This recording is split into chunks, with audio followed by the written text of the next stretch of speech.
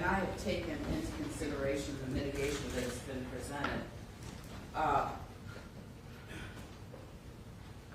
And based on what has been presented to the court, I find the following appropriate in the nature of sentencing. On the offense of reckless driving, reckless homicide, which is 2023 GS 103895, you're sentenced to the State Department of Corrections for a period of 10 years and $5,000, provided upon the service of 10 years.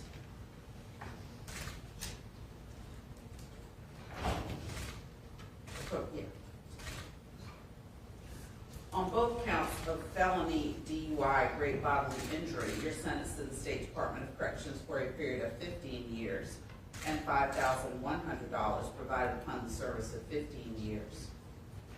And on the offense of felony DUI with death, you're sentenced to the State Department of Corrections for a period of 25 years and $10,100, provided upon the service of 25 years.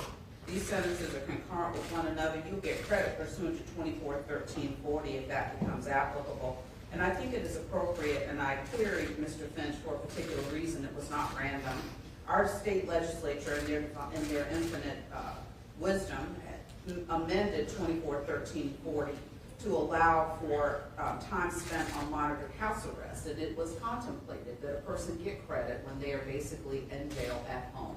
And based on how Ms. Komoroski's home detention was structured, she was in jail, but for being at home. And I think it is appropriate that she receive credit for any time served on monitored house arrest or home detention. Those terms in my mind are interchangeable.